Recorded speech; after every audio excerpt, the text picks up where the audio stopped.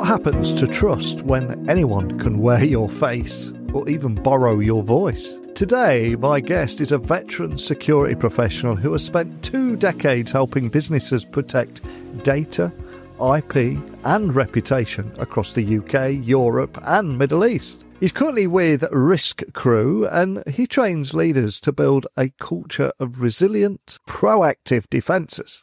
And he has a knack for translating complex threats into clear actions, blending hard technical skill with human insight. But today, our focus is on Deepfakes 2.0, where attacks are no longer single clips or funny filters. They are full multimedia performances that blend video, audio, images and text to spark fear, urgency and misplaced trust. So today we'll learn more about how social engineers stitch together public photos, conference talks, and a trail of LinkedIn breadcrumbs to impersonate people in real time on a video call. But most importantly, I want to know how we can defend ourselves, how we can unpack those tells that still slip through, even in audio, even in video, whether it be odd phrasing to lip sync drift, and why context is still your best first test. So I'm going to try and bring a streetwise mindset to your digital life today. Because if you wouldn't flash a Rolex down a dark alley, why overshare company details online that make you an easy target? So by the end of our conversation today, my plan is that you will have a checklist in your head and, most importantly, a calmer way to respond under pressure. So are you ready to learn how to spot the performance, slow the moment, and keep your people from being rushed into bad decisions? Well, if you are, I've got the perfect guest to introduce you to. So a massive warm welcome to the show. Can you tell everyone listening a little about who you are and what you do? Thank you, Neil. My name is Aleksander Gorkowienko. I'm a head of penetration testing team at a company called Risk Crew. And I myself and my colleagues, we dealing with security. We are testing security for our customers, literally stepping into, hackers' shoes for a bit. Trying to explore what are security features of networks, applications, mobile apps, and all possible what's you can imagine before the real bad guys can come and do real danger. So, we're trying to prevent it by doing by testing. And that's one of the many reasons I invited you to join me today, because you hang out there right in the heart of the threat landscape, a dangerous, scary place, but it's somewhere that you frequent or to be a part of the fight. And I've got to ask, because deepfakes is something that we're hearing about more and more, but we're not just talking about those Tom Cruise deepfake videos we saw a few years ago. We're now talking about deepfakes 2.0. So what do we mean when we say that? And how have these technologies advanced beyond those early face swapping videos that we have seen on our TikTok and social media feeds?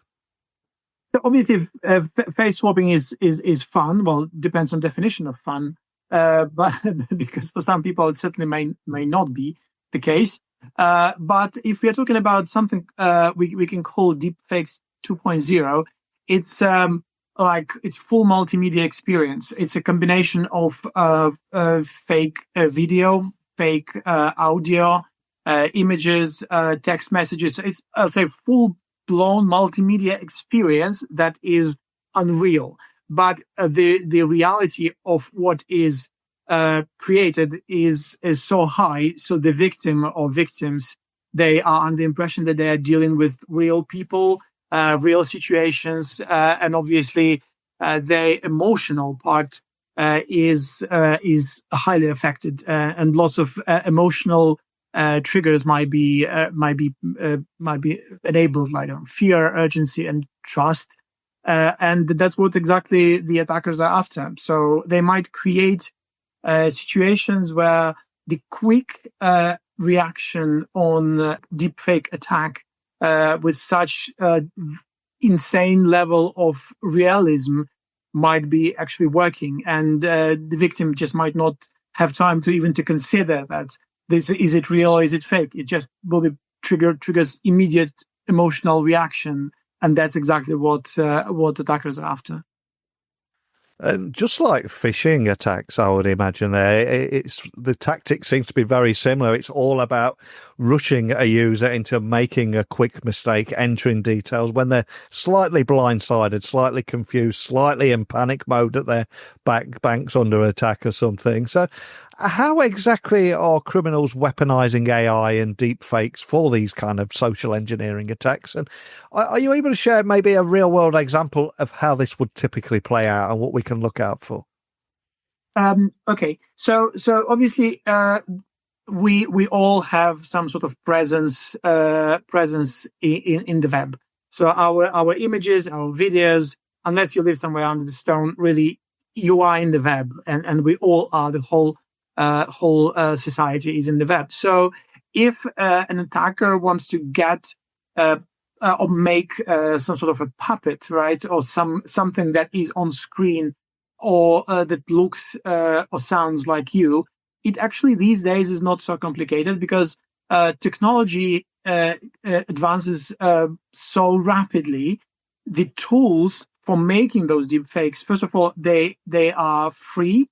They're available on the internet, and they are not as sophisticated for non-technical users as they used to be. So pretty much anyone can, with kind of moderate level of technical knowledge, that can research the subject, find necessary tools, download them, and completely offline using quite moderate home type computer. They can generate very, very realistic images or videos, and the special thing is also about audio. So that could be presented or used as pre-recorded video or audio, or in more advanced versions, it could be synchronized with camera that does motion capture in real time, and then it goes through the computer and through the program that literally mimics or transforms you speaking or doing something in front of camera to an image of someone else who is doing exactly what you are doing. And if you are on online meeting, for example, you can easily pose some high-profile individual, a CEO, for example, of the company, and you can give some commands, some instructions to your employees, and they will probably follow. They especially because if it's properly created, it's a craft. As same as early phishing attacks, pure phishing attacks. It's a craft. You need to how to do it convincingly enough so people can lure people and actually it's going to work. So the same with deep fakes. So you need to create a situation, create a context where a quick and decisive action or posing a quick and decisive request from CEO would trigger the reaction from their employees that they will do like a bank transfer or do something that they would never imagine to do in real life. But if big boss says to do it, they will do it. Yeah, and it's so easy when that big boss may have put something on LinkedIn that they're away at an event, and the email domain is fairly easy to get just by looking on the company website and again, LinkedIn, who the finance director is, etc. It's very easy to put that kind of stuff together. And I think many of us think we should be able to spot a fake. The person might not be blinking, the size and colour of their lips might be off or look blurred when they're speaking. But I think when you're in panic mode, all those things go out the window. But what are the subtle signals that people should be looking out for, whether it is an audio phone call or video or even text interactions that might indicate AI involvement? Anything that we should be looking out for? Okay, that's why I could probably make an analogy to early photoshopped images when someone could just point a finger and say, "Oh, this is Photoshop," right? Because it was obvious, right? Or first 3D images that were it was very clear that they are artificially generated, even if they're just trying to depict something very kind of realistic, right? I don't know, table, room, or some sort of landscape. It was clear that it's artificial. But now, when you see modern movies, it's impossible, right? Impossible to distinguish: is it computer generated or is it real? It's all completely blended. So the same situation. So we are getting to the same state with deepfakes, because earlier, or maybe I'll say now, it's still possible probably to detect where, as you rightfully said, there is maybe blurring on the faces, or because where there is like lip synchronization, so that maybe like a little rectangle that is moving, or desynchronized movements of lips with the mimics of the whole face, or movement of the face, like box-shaped, cropped effects around the mouth, eyes, neck, blinking too often or too rare, something that it's basically something that is not natural, right? And we as humans, we spot these things very quickly because something's not right. Sometimes you can't even name it, but you feel, it's almost like a gut feeling that something is not right, something is wrong with the picture, literally. And the same with audio is like, choppy sentences, varying tone, inflection in speech, context. Context is very, very critical. So whatever is happening, whatever you see or you hear, that is it somehow connected to the most recent conversations or context you were with this individual? Where are you talking about the same thing? Because if it's something out of the blue, we were talking about art and suddenly you're asking me to send you $10,000, probably that would be a bit strange, right? So different, something that goes out of a standard routine or standard flow, right? Flow of communication, flow of interaction between you and the individual. That probably should light those light bulbs in your head. Same with texts, like misspellings, but it's more classic, right? Because it's almost same as with phishing attacks. So misspellings, lack of flow in sentences, different types of mistakes, phrasing, right? Is it maybe too scientific or too elaborate?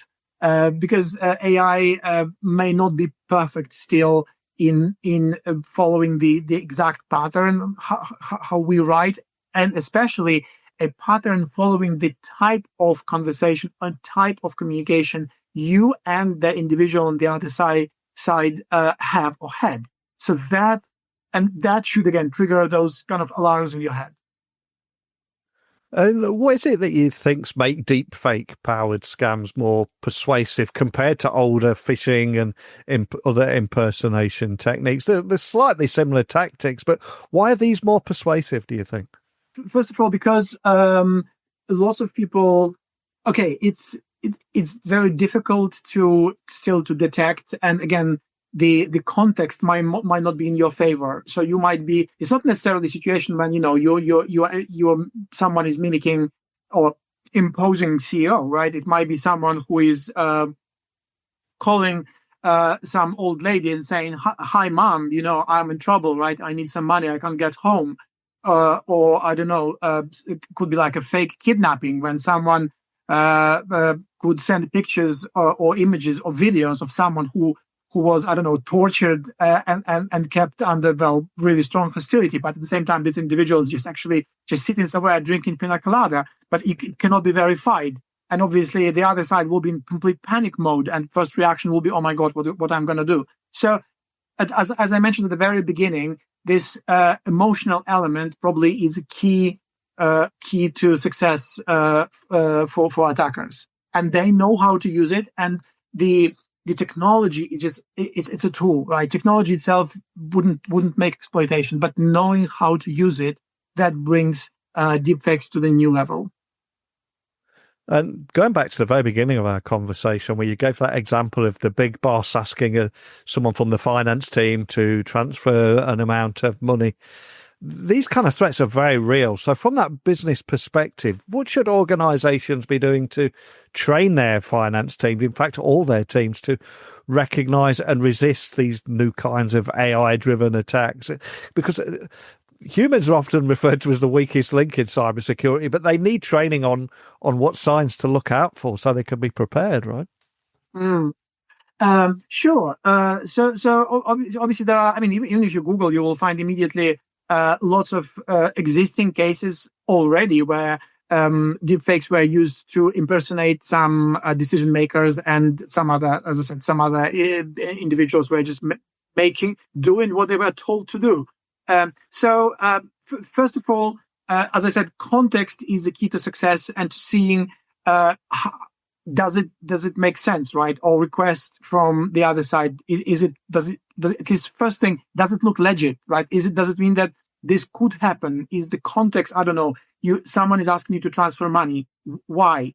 Was there anything before that could actually lead to this, right?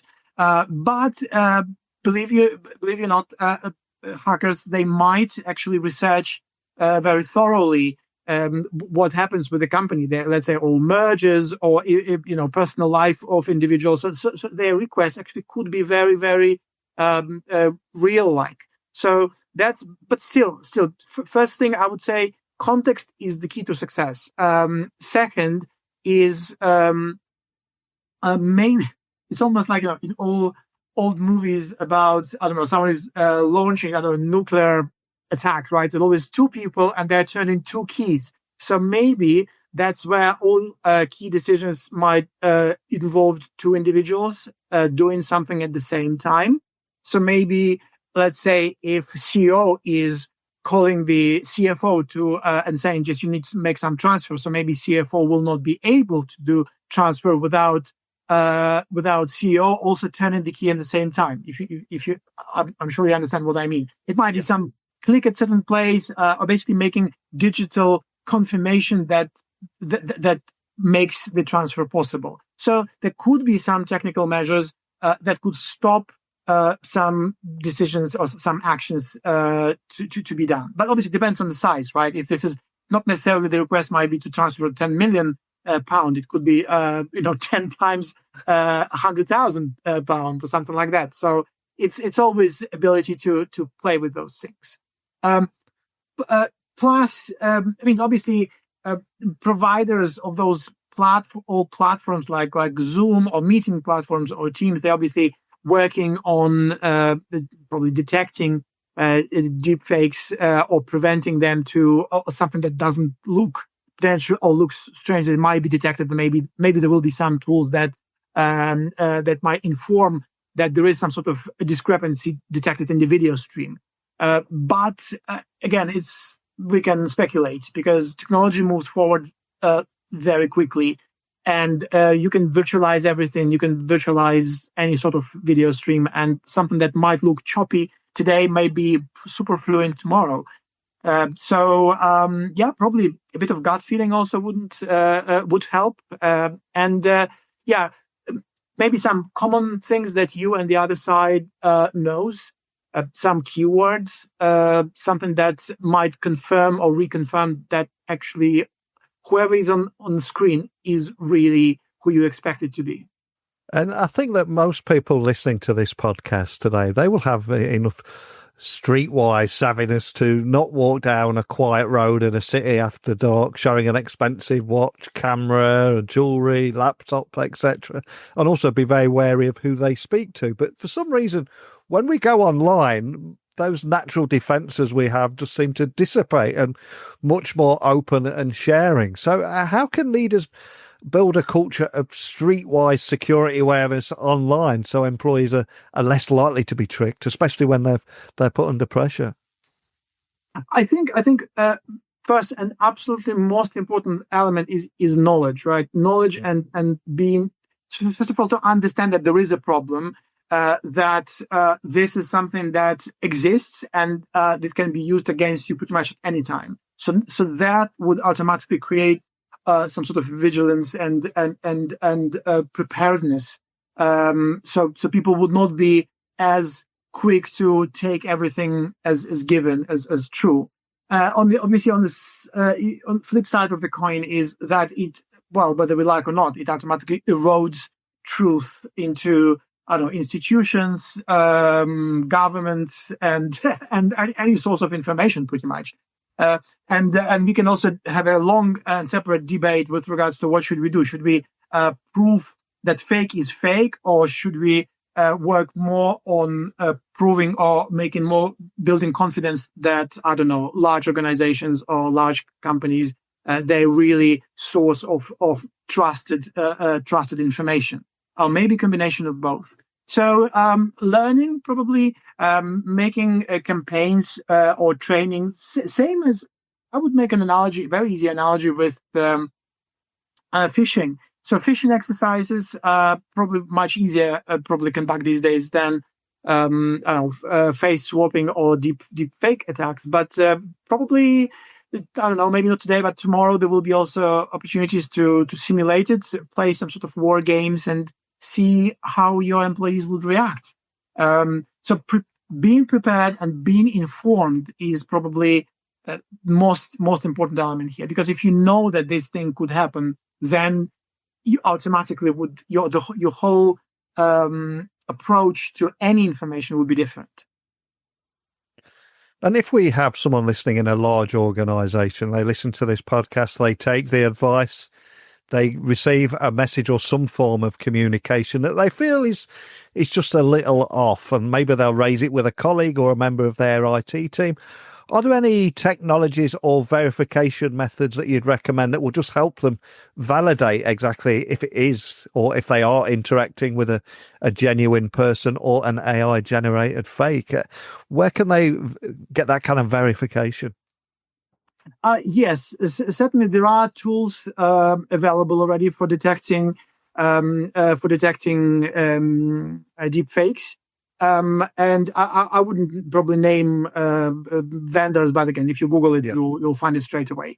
But again, it all may vary. It depends on how those tools work, because something that is detectable today not necessarily will be working tomorrow.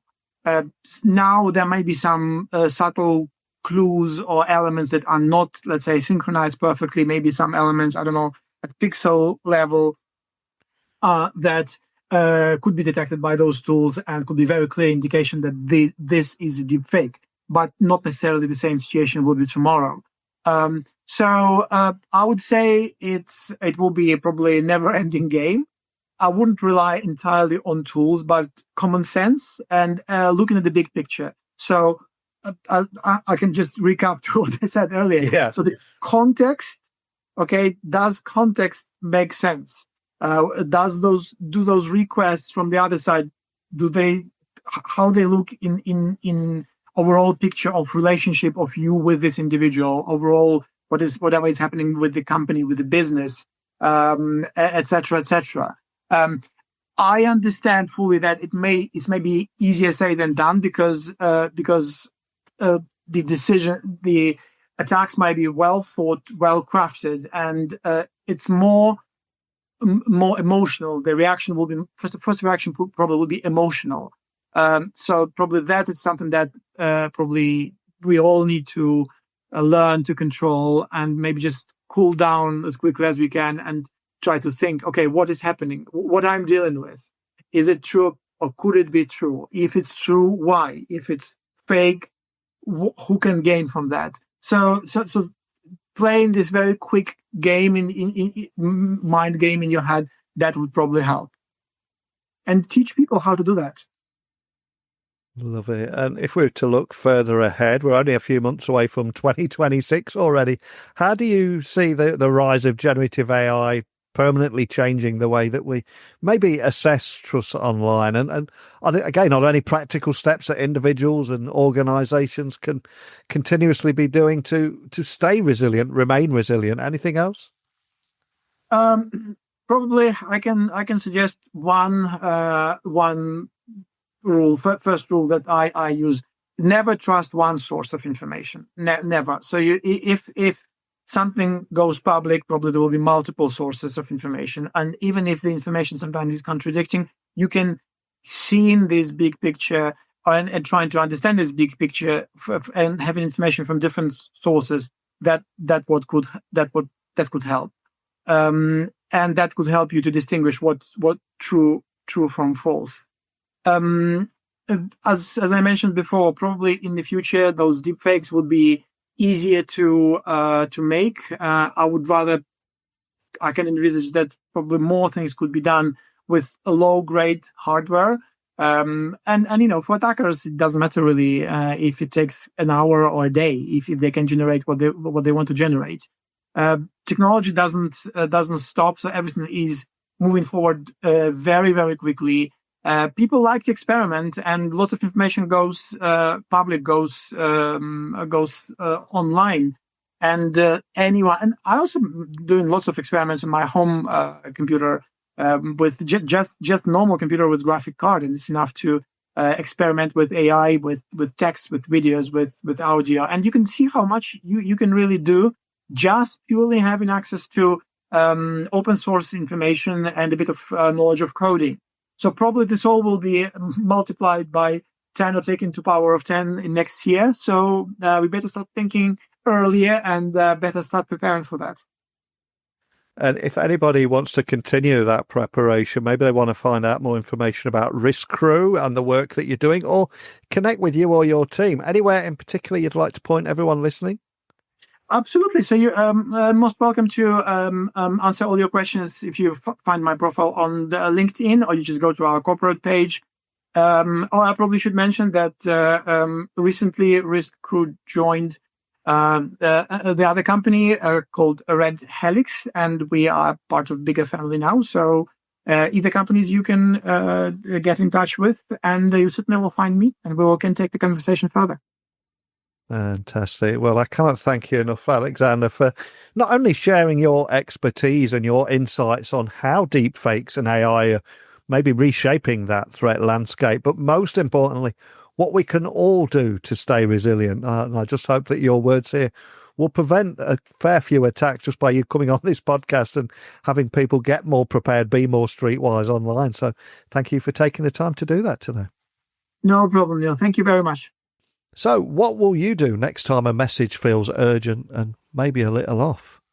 I think Aleksander showed how deepfakes have moved from just another novelty to weapon, and how attackers lean on emotions to force quick actions. So Neil's one big takeaway today is street smarts scale online, especially when leaders make them normal.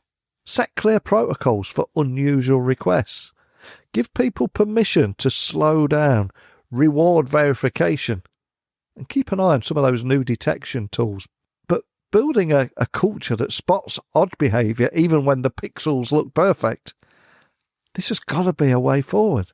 And after hearing Aleksander's playbook from Risk Crew and his wider work there with Red Helix, I ask over to you, what one habit will you add this week so that your team can pause, check twice, and keep control when that pressure is on? Let me know your thoughts on anything we talked about today. techblogwriter@outlook.com. Connect with me on LinkedIn, X, Instagram @Neil C. Hughes. And the website is techtalksnetwork.com. Let me know your thoughts. But that's it for today. So thank you for listening as always. I'll speak to you tomorrow. Bye for now.